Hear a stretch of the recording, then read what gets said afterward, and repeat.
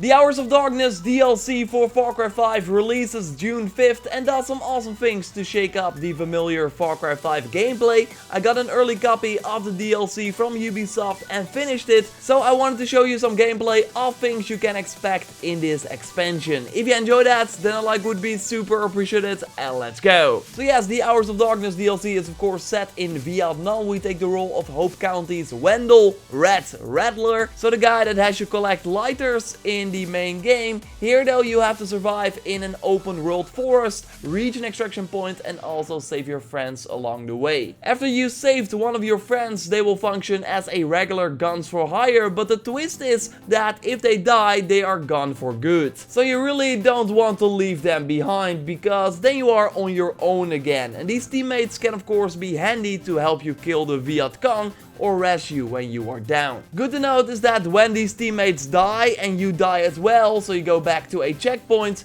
your allies will be there with you as well, so you only lose them when they die and you stay alive. There is a trophy or achievement for freeing all your teammates, and you get that the moment you rescue the final soldier, so even if they all die in the end, you still get the achievement. Not only these guns for hire, but also airstrikes will help you during your battle in the forest of Vietnam. By using your binoculars, you can select a spot where you want the airplanes to drop a bomb, so that you can engage with less worry. Don't do the airstrike though when you are supposed to save someone in the area, because that will of course blow them up as well. So yes, these airstrikes are pretty powerful, but you can't do them all the time. When there are AA guns in the area, the pilots will not risk to drop the bomb, so then you first need to destroy the bombs to be able to call in the airstrikes again. You get a new airstrike token every time you complete an activity in the world. So when you, for example, free someone or kill an NVA commander that has a ton of guards protecting him, so it can be tough to take him down, he will also run into his personal bunker if he detects you.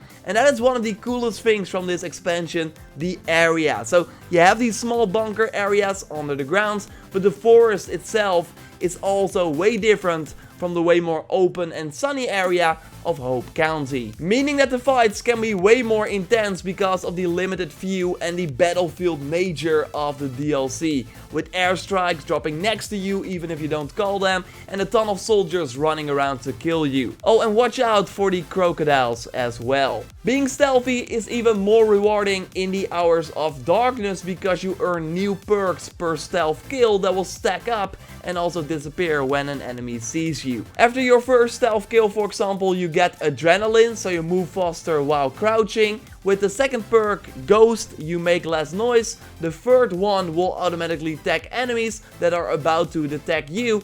And the final perk is Predator, that allows you to tag enemies through walls using your binoculars. And like I said, it really rewards you to sneak up to enemies, kill them that way to become even more powerful. And you also get these perks if you snipe enemies from afar, but other enemies are not alerted. You do the sniping with the new SVD sniper, that is really cool to use. You also find an M16 and the M60V variant in the DLC. And there's also a slightly different version of the M133 shotgun, but it's not really noteworthy. I, by the way, already took a more in-depth look at all the new weapons and some other new items added with the DLC that you can also use in Hope County, like outfits and more. You can check out that video with more in-depth analysis by clicking on the screen. Another thing that shakes up the regular Far Cry 5 gameplay with this expansion is the option to replay the whole campaign with two different modes. So you got the action movie mode that gives you way better weapons and also 3 primary weapons to use, and then you also got the survival mode that makes it way harder to complete this DLC. And that is nice because overall the DLC is pretty short. My normal playthrough took me 2.5 hours, and while I did miss some things, I completed it like 73% according to the end screen.